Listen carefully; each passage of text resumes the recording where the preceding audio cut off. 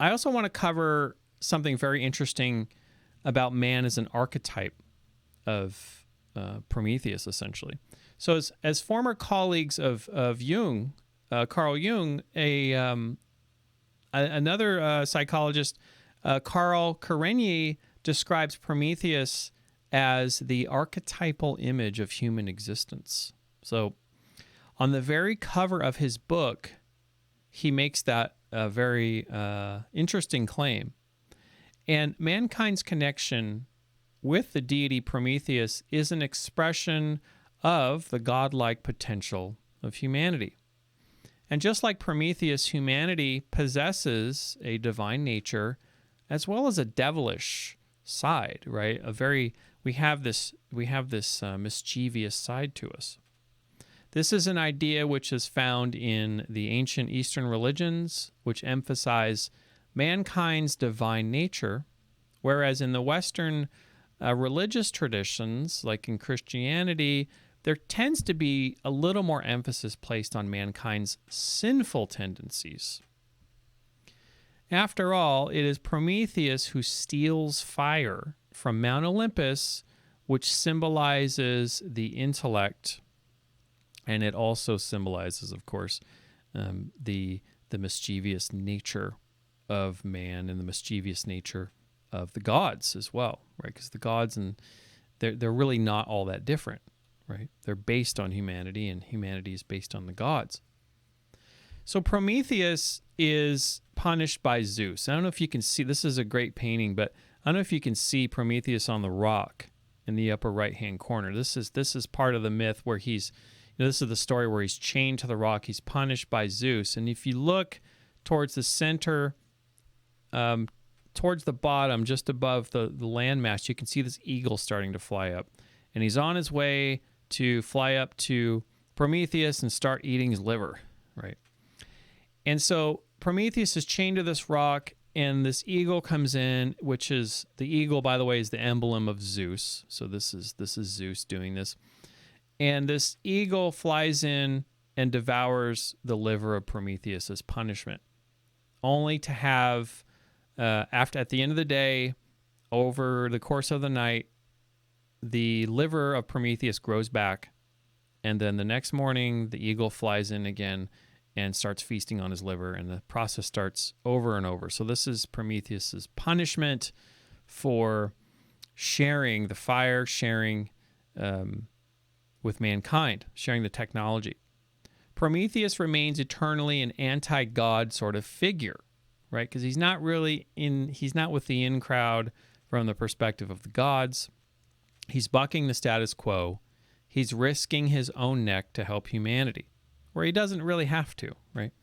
Whereas Zeus is rather indifferent to the plight of mankind, and he views human beings as nothing more than mere beasts.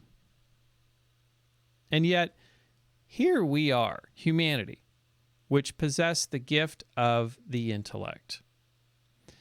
And it's funny because the word Prometheus actually means thinking before, or forethought, which of course is one of the gifts given to humanity from the gods, or at least taken, stolen by Prometheus and given to us.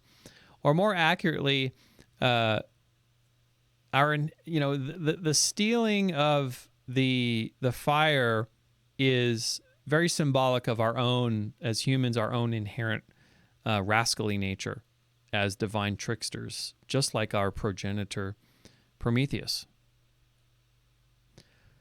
If stealing fire from Mount Olympus were not enough, Prometheus also tricks Zeus into choosing one of two different sacrificial offerings.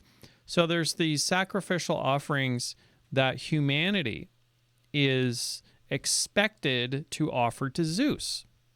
And one of these offerings has the appearance of rich and fatty meat, but it's actually wrapped in bones, so it's kind of deceptive, right? It looks like this, it looks like a worthy sacrifice on the surface, but underneath is just a bunch of bones. And the other offering, so there's two offerings here. That's the first one. The second offering is primarily a nutrient-rich meat, but it's hidden in the stomach of an ox, And this ox has a rather unpleasant exterior. It's sort of decaying. It doesn't look that appetizing. And of course, Zeus chooses the former. He chooses the first sacrifice over the ox with the actual nutrient-rich meat in its stomach. And by choosing this sets the precedent for future sacrifices from humanity. So from this point on, humanity is this is a precedent, and now humanity's going to be. This is what humanity's going to be sacrificing to Zeus. And the significance of the story, it sets up humanity as the divine tricksters, because we're gifted with the intellect. We figured out a way to fool Zeus in order to give him a sacrifice that really isn't that great, and thereby we can keep the best meat for ourselves, right? So we've cleverly usurped Zeus as a superior by intentionally misleading him, right? So we're in a way we're using the gift of the gods to usurp Zeus. And so this theme, this Promethean theme, has wound its way through human history for a very long time. And here's a great example of the Promethean myth winding its way through our history. Widely considered the first science fiction book, Mary Shelley's Frankenstein, is actually subtitled The Modern Prometheus. The life, of course, the story is about the life of a sapient creature, sort of sapient, I guess, created from a scientific experiment. And I think it's rather ironic that Frankenstein comes to life through, of course, you need lightning in order for that to happen. So that's rather interesting symbolism there in Frankenstein.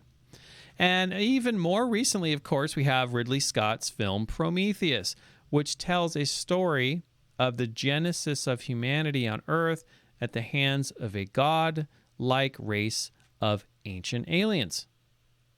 And there he is again. Ancient aliens. Aliens, bro. All right. And so let's bring this all back and see how it all fits with the story in Bioshock. Now, Hephaestus, which is Ryan's domain in Bioshock, that's pretty clear, is often associated with Prometheus.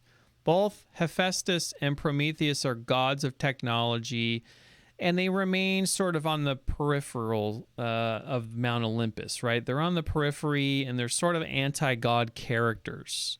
And they're outcasts from the pantheon of the Greco-Roman gods. They're still gods. They're just not in the cool club.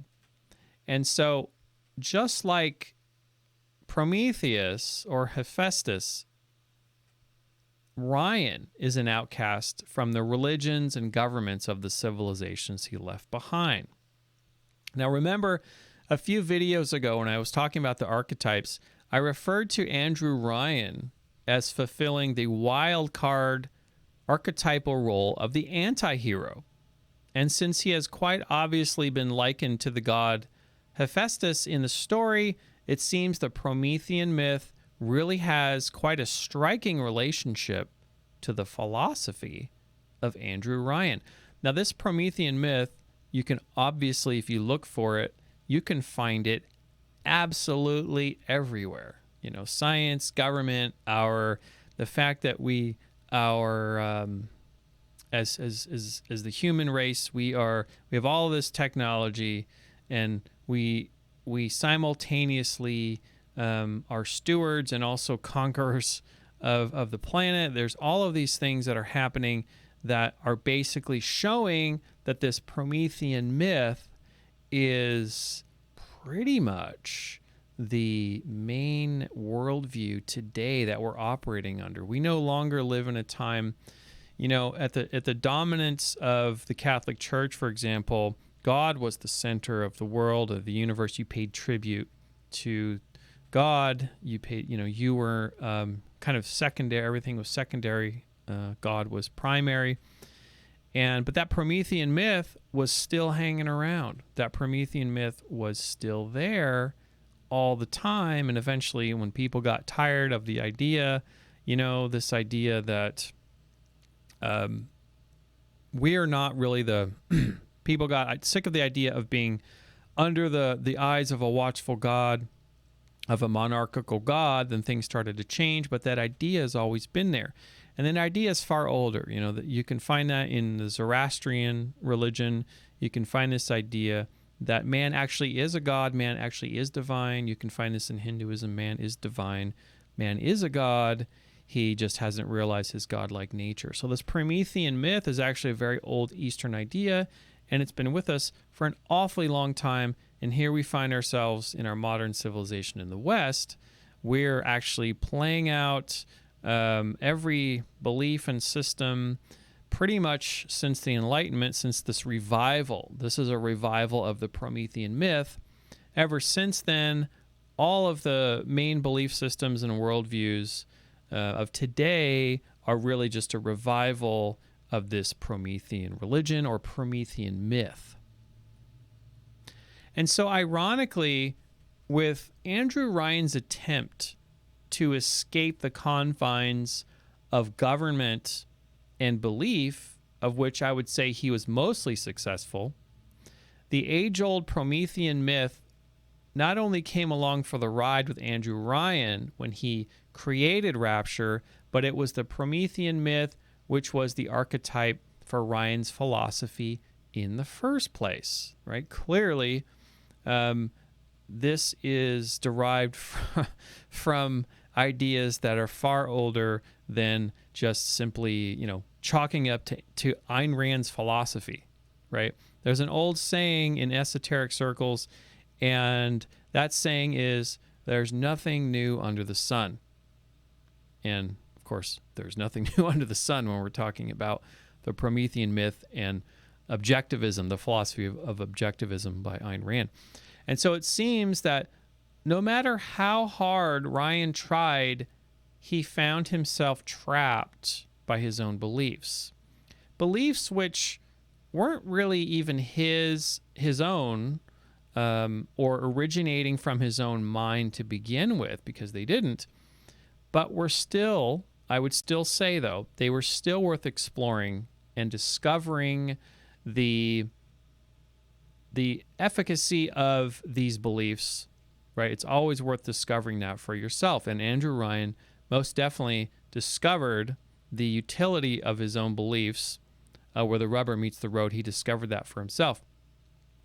After all, not even the gods are free from the implicit order of the universe.